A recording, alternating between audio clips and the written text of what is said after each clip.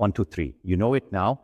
It's the ratio among French brands between the sales of cereals with NUTRISCORE A and B and the sales of cereals with NUTRISCORE D and E. So today I will present to you a rather fascinating analysis regarding strategies, pricing of brands in this market. And then I will say a word about the match, private label national brand. First of all, I will return to this topic of relative volumes. You see on this graph that brand D sells as many cereals with NUTRISCORE A and B as with D and E, 35% market share for each segment. And then you see at the other end of the curves that brand G sells 3 times more cereals with NUTRISCORE D and E than A and B, which is not great, as you understand, for the health of its customers. Let's now see if this dispersion is related to the pricing policies practiced by the brands. And to conduct this research, we started with the ratio between the average price of A and B references and the average price of D and E references in order to partially eliminate the effects related to differences in format and purchasing conditions. This ratio of relative prices by brand looks like this, and the variation is ultimately quite small between the brands.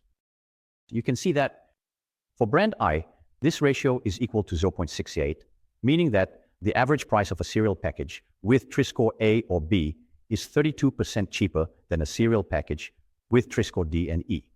So, be careful, we are talking about the average per product unit. Therefore, we have not smoothed out the 600 hands. And on the opposite end of the table, this ratio for brand G is equal to 0.87.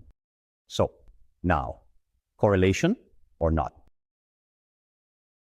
Regarding the references under the NUTRISCORE DE, it's the graph that appears on the screen. You can see that the line is quite flat.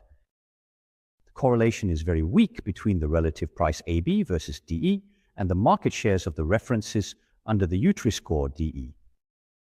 On the other hand, when we analyze what is happening, for the references under NUTRISCORE A and B, we observe a real correlation between the relative price and the market share.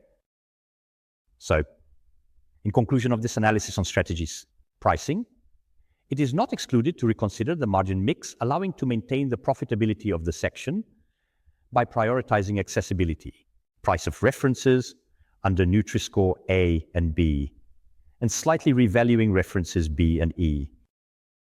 This would be much better for the health of customers and retailers. And then I wouldn't want to close this saga on cereals without talking to you about the match between MBD and national brands. And the figures are quite surprising.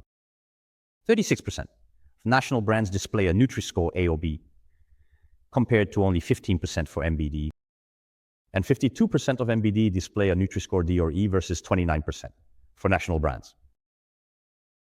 In short, even though there are some great exceptions, and there are very high-quality private label brands, and even if the analysis only covers references with a NUTRISCORE, and you know that not all national brands display it, national brands still seem to win the match in terms of the nutritional quality of the cereal category. And this is a point of concern, I think, for some retailers. I recall in this regard the communication from the Saint-Pion supermarkets, yards, more than 20 years ago. When you put your name on it, you commit. And fully committing to the health of its customers seems to me to be a daily obsession that every private label should have. Given its growing weight volume in the categories, but also considering its contribution to the retailer's positioning and its differentiation. So, in conclusion of these various analyses on the nutritional profile of cereals sold by the ancestors, it is established the strong influence of our 6 distributors on people's health, on the health of their customers, on the health of our children, and their contribution to a more sustainable world seems to me to require an acceleration in the share of offerings. References under NUTRISCORE A and B, and notably their private labels, which are lagging behind. Secondly, a development of promotion for references under NUTRISCORE A and B. And thirdly, a revision of the margin mix and work on relative prices. And, as you know, the margin mass of the category and the attractiveness of the brand would likely not be affected since some brands are already very well engaged on this path. And it would be better for their business as they would anticipate what is soon to happen with certainty, namely 1. The increase in taxation on references that are too sugary, too fatty, and too salty. You know that many players are maneuvering in this direction.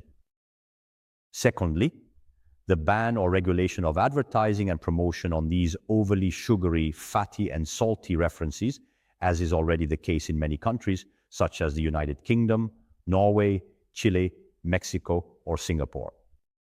Thirdly, the increasing pressure from customers, NGOs, and consumer associations, so that brands prescribe, through their offering strategy, a diet that respects their health. And then, fourthly, the growing scrutiny of investors and financial markets on the brand's strategies regarding this matter. There you go. I hope you learned something that it made you think, that it got you moving. In any case, these 3 analyses on the cereal market have constituted the first part of our series on the power of brands, on the power of the offering for a more sustainable world. And in a few days, I will talk to you about 100 solid points, and it's going to be mind-blowing.